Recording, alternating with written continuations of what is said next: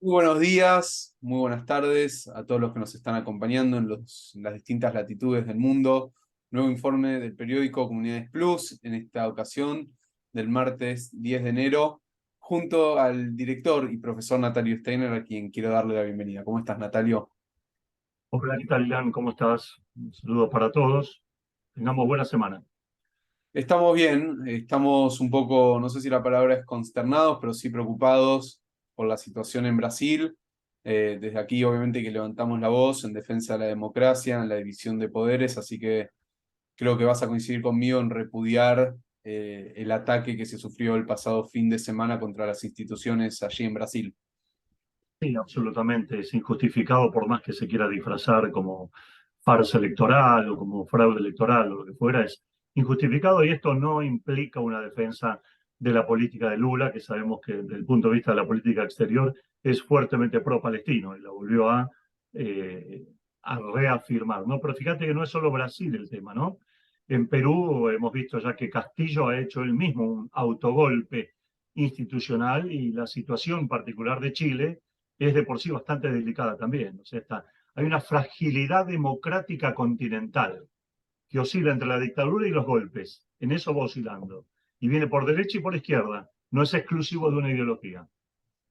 Habiendo hecho esta aclaración, me parece pertinente que pasemos a uno de los temas de los que vamos a estar hablando en el día de hoy, que tiene que ver justamente con una nación poco democrática, con la cual Israel está como vecino, que obviamente estamos hablando de los palestinos, estamos hablando de la falta de democracia que hay en Palestina, pero vamos a hablar puntualmente de otro tema más en particular. Pero lo primero que quiero remarcar es, Natalio, si yo te hago mención al número 19 del lado de la Autoridad Nacional Palestina, ¿qué quiere decir eso?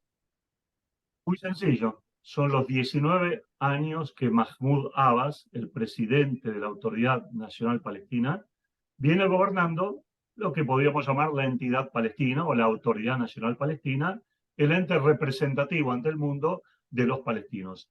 Eh, Desde que se lo eligió después de la muerte de Yasser Arafat en el 2004, no ha cesado de estar en el gobierno y constantemente ha venido dilatando el pedido de nuevas elecciones en el marco de los palestinos. Así que la vocación democrática palestina no parece ser muy floreciente en ese sentido, prima facie. Algunos hacen mención a los logros de la administración de Abbas, pero para mí, más que logros, yo te hablaría de estancamiento. Vos sabés que hace poco, en un trabajo que difundimos en nuestras redes sociales, en Twitter, un trabajo hecho por la gente de Judíos de Uruguay, que encabezan, entre tantos, la querida Janet Rudman, Elia Alhanati, entre tantas otras personas, destacaron algo que me pareció muy interesante a la hora de hablar de cuáles fueron los logros en el año 2022 del terrorismo palestino, muchas veces acobijado por Mahmoud Abbas y su gobierno. Solo para poner el número, decirte, Natalio, que durante el año 2022, por parte del terrorismo palestino, hubo 7.589 ataques con piedras, 1.268 ataques con cócteles Molotov, 285 ataques de tiro, 92 explosivos utilizados, 25 apuñalamientos, que dejaron como resultado 31 israelíes que fueron asesinados y más de 734 heridos. Vaya logro los de la administración Abbas, ¿no? En el año 2022. Sí, evidentemente es una administración corroída, es una administración que si bien tiene momentos de cooperación técnica con la seguridad de Israel también, porque así lo establecen los acuerdos de Oslo firmados en 1993 y 1994, pero en algunos momentos del año ciudades como Shem o como Jenin han estado casi al borde de pasar al control de la yihad islámica. De hecho, Jenin, en la zona de Judea y Samaria, es casi la capital de la yihad islámica, al igual que Hebrón o del Hamas, de cualquiera de estas dos organizaciones. Es que el terrorismo palestino manifiesta múltiples caras. Si yo te preguntara a vos, Ilan, ¿cuál fue el primer acto de terror palestino que hubo? Te puedo estar sorprendiendo, pero ¿a qué año tendríamos que remontarnos? Y Y sabes qué, probablemente, perdón que te interrumpa, ¿no? Incluso sí, iríamos antes de la creación del mismísimo Estado de Israel, no como palestinos, sino como árabes definidos, porque en aquel entonces no se definían como palestinos. efectivamente, y lo decís bien, pero antes de la creación, para ponerle un número, específicamente estamos hablando del año 1920, en época del mandato ya británico sobre la tierra de Israel, o a punto de que el mandato pase a manos británicas para la conformación de un Estado judío más adelante. 1920, 7 judíos murieron en Jerusalén a manos del terrorismo palestino. Fue el primer acto de terrorismo. De allí en más hubo todo tipo de acciones que naturalmente llevaron a casi una guerra civil entre palestinos y israelíes que terminaría con la creación del Estado de Israel, sin hablar de la invasión de los países árabes al Estado judío y que felizmente, a Dios gracias, fueron derrotados. A partir de allí tenemos un largo derrotero. Los llamados fedayines desde la Franja de Gaza, hoy en día es el Hamas y la Yihad desde la Franja de Gaza, el problema no ha terminado. Y por otro lado también tenemos desde el Líbano, se llamó Fatahlandia, la zona sur del Líbano que hoy ocupa el Hezbollah, y que evidentemente también se cometieron ataques y atentados contra el norte de Israel. La gente no conoce o no tiene memoria o no sabe esto, ni hablar, por supuesto, del secuestro de aviones, de los cuales el caso más famoso, lo conocemos, fue el tema de Entebbe, ¿no? El operativo israelí de liberación, pero no fue el único, hubo muchos más. Hoy por hoy, el terrorismo palestino presenta desde la zona de Judea y Samaria una especie de cariz o de temática o de formato más urbano. De allí las piedras, de allí las bombas incendiarias, de allí el ataque a civiles, es decir, algo mucho más difuso, en gran parte porque están imposibilitados de cometer atentados de rango importante por la acción de las fuerzas israelíes todas las noches, y por otro lado, porque intentan contagiar al resto de la población palestina para un callejón sin salida en una confrontación permanente con el Estado judío. Ahora, yo lo que quiero remarcar en todo esto es que la violencia, al fin y al cabo, es un método más de lucha de los palestinos para intentar crear su Estado. Por supuesto que es algo deslegitimado, algo que no está válido, pero algo que también están haciendo, y de lo cual hemos hablado brevemente y también lo vamos a seguir hablando, tiene que ver con lo que denominamos como la cleptohistoria, o sea, negar todo tipo de relación o de vínculo de lo judío o de lo israelí con la tierra de Israel.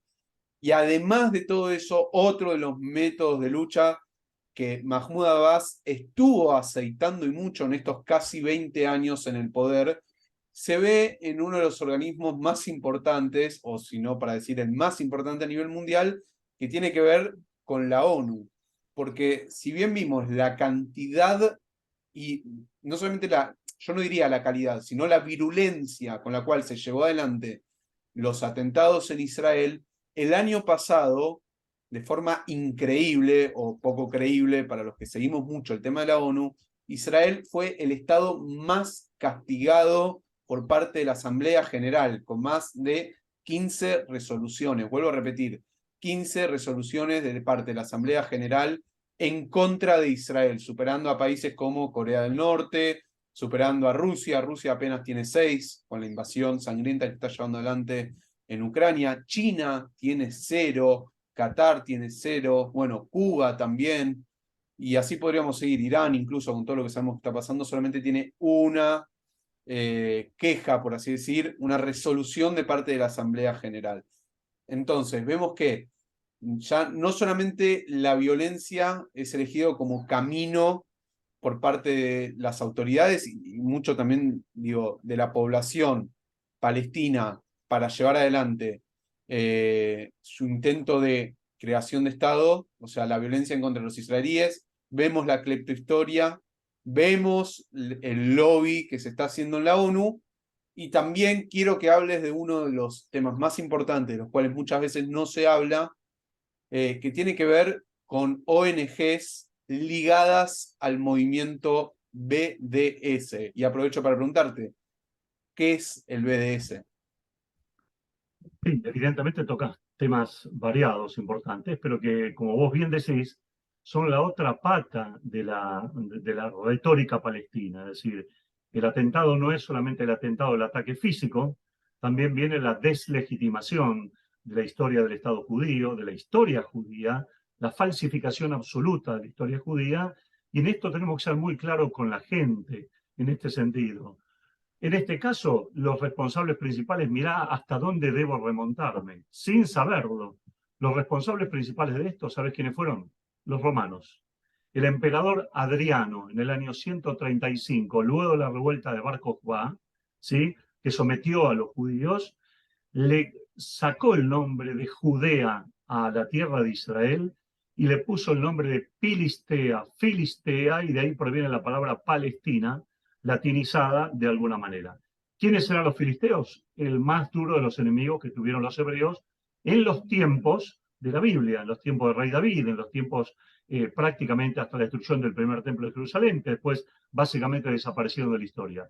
Pero no hay conexión alguna entre los filisteos de la antigüedad y los palestinos de hoy, porque los filisteos de la antigüedad eran de origen griego, adoraban dioses, eran paganos, no tenían la cultura islámica porque el Islam todavía no había nacido, faltarían más de 1200, 1300 años, por lo tanto no hay ningún tipo de relación. Solo el nombre que quedó geográfico, cartográfico, de la tierra de Israel como tierra de Filistea, Palestina, le dio una entidad ante el mundo y la gente cree que alguna vez existió un Estado palestino. No, no existió nunca. Ni Jerusalén jamás fue capital de ningún Estado palestino. Y con respecto al BDS, Boicot, Desinversión y Sanciones, esa es la sigla esencialmente, es una organización que nació en el año 2005, ya tiene 17 años de vida, una organización formada por Mahmoud Barghouti, un líder palestino de Al-Fatah, que entendió que la mejor forma de demonizar a Israel y de crear un aislamiento efectivo en Israel, en el mundo, hacia Israel, en el mundo occidental, es tratando de ganar espacio en las universidades, en los centros culturales, en los recitales, en las empresas, en distintos organismos nacionales e internacionales, para boicotear cualquier presencia israelí. Si es un cantante israelí que va a Londres, hay que hacer un boicot para que la gente no compre entradas.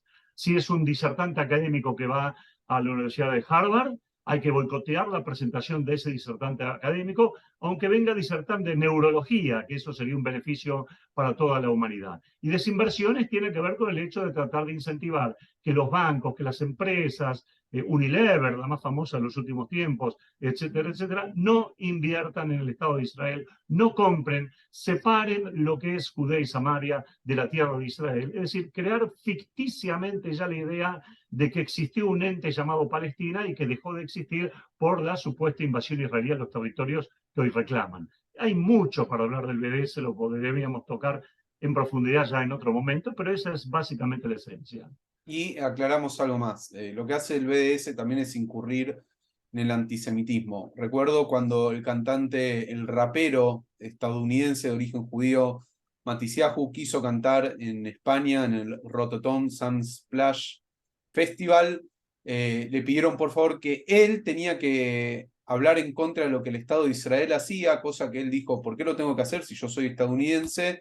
Y lo llevaron a cancelar en el festival. Días después, desde la organización le pidieron disculpas y le pidieron por favor que vuelva a cantar, pero él ya se había dado de baja. O sea, simplemente por ser judío tenía que pagar un costo, evidentemente, de cosas que se le atribuían al Estado de Israel, cosas que no eran reales, pero vemos cómo también hay un gran componente antisemita, que es lo que suele pasar en enorme cantidad de veces, que hay un enorme componente antisemita disfrazado en la causa palestina. Efectivamente es que la gente en realidad cree que el problema entre palestinos e israelíes es solamente un problema político, territorial, que se debería resolver. Bueno, a ver, tenemos un pedazo de torta, cortemos la torta en dos, un pedazo para cada uno y vamos a convivir.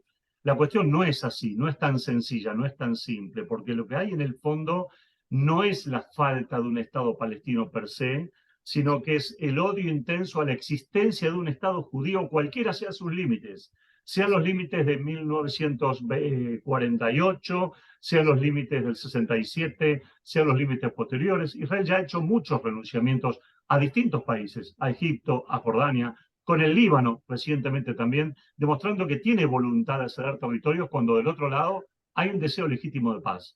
Pero lamentablemente, y los israelíes lo han entendido muy bien, ese deseo legítimo de paz de los palestinos no es más que retórico. Por eso es imposible por el momento, ojalá se supere, entablar un diálogo productivo, sincero, dejando de lado las mascaradas y dejando de lado esa imagen de victimización que dan los palestinos en los medios de comunicación, que tanto les sirven para atraer a las causas progresistas o a sectores progresistas a sus propias banderas, ¿no?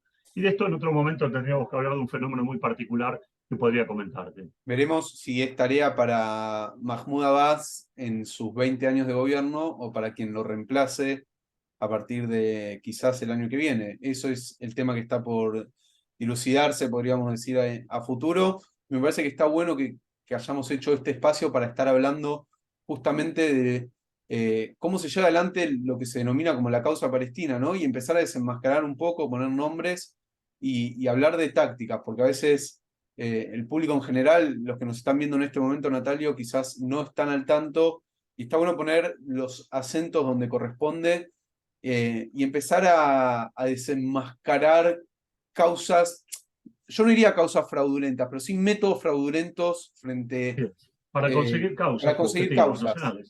Ah, exacto. Exactamente. Es así, es así. Yo creo, y quizá para terminar, Ilan, para no hacerlo tan largo, yo creo que básicamente hay un punto y es el hecho que la complejidad del problema palestino-israelí es tan severa, es tan intensa, que hace que la misma gente no pueda abordar el tema con facilidad. Y por lo tanto, ¿qué es lo que la gente hace? Se abandona, se deja estar, escucha, lee algo por allí, por acá, desenfocado y lo toma como una verdad absoluta. Tenemos que ser lo suficientemente didácticos para tratar de explicar las cosas de la forma más sencilla posible, para que la gente pueda entender por qué perdura después de 100 años este problema geopolítico, cuando otros problemas entre naciones han logrado resolverse de manera satisfactoria. Uno puede hablar del IRA en Irlanda, uno puede hablar del ETA en España, puede citar otros grupos separatistas que aún existen pero no tienen posibilidad alguna de separarse. Es mucho, es un tema muy complejo, muy delicado, y la posición de la ONU obviamente es parte jugada del lado palestino y no ayuda a la resolución de este tema. Será hasta la próxima, ¿te parece, Natalio? Que vamos a seguir hablando de estos temas y esperamos también que del otro lado nos sigan acompañando como lo vienen haciendo hasta ahora. Sí, Dani, permíteme una sugerencia. Esperamos que del otro lado también nos digan qué temas quieren que abordemos, qué temas les parecen que toquemos, para que podamos enfocarlos también y darle satisfacción a necesidades o preguntas que la gente tiene y no sabe su respuesta. Tanto el tema de Israel, de judaísmo, mundo judío, todo lo que sea inherente a nuestro acervo, a nuestro pueblo, a nuestra nación. Será entonces hasta la próxima, nos mantenemos en contacto. Gracias, Natalio, por tu tiempo. Gracias, al contrario, buena semana, que estén todos bien.